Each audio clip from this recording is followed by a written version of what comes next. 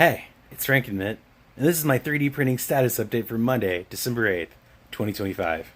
You wanna pay a cat tax? You wanna pay a cat tax? So I finally went through my supplies, and imagine how excited I was when I saw, holy crap, I had one of these already. Yeah, I had a replacement nozzle. How awesome. So not only did I destroy the build plate, it turns out I also destroyed the nozzle as well. As you can see, this was the original culprit, and so I had no thermistor readings, so I couldn't detect the hot end temperature. Like I said, I was very lucky that I had a spare, so I dropped it right in. This was the original issue. The problem is there's some heat-threaded inserts, M3 heat-threaded inserts in here that this kind of rides against, and if they come loose, they pop out. And so that's what happened to this set.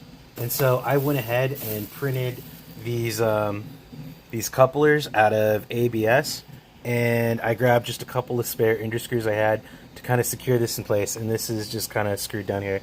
And so now there's no issue about worrying about this with the build plate. So that resolves that problem. Oh wow, yeah, see, this was the actual nozzle that was in the hot end. What's amazing is it actually worked, and then the second time it broke itself with the replacement nozzle.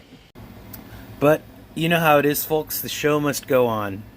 And so I am working on repairing this just to kind of use the stock PEI sheet because the reverse side has a whole bunch of adhesive in it.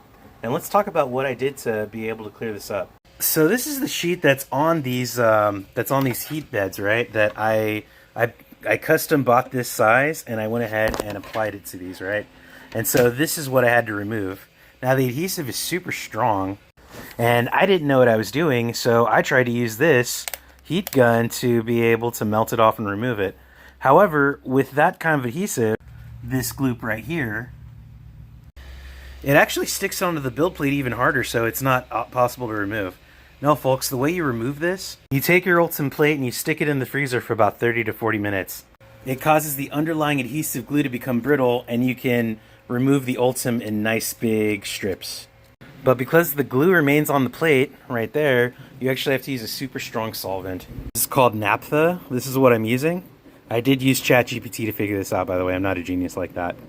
And the directions I used were to use the paper towel over this spot and use saran wrap to cover it.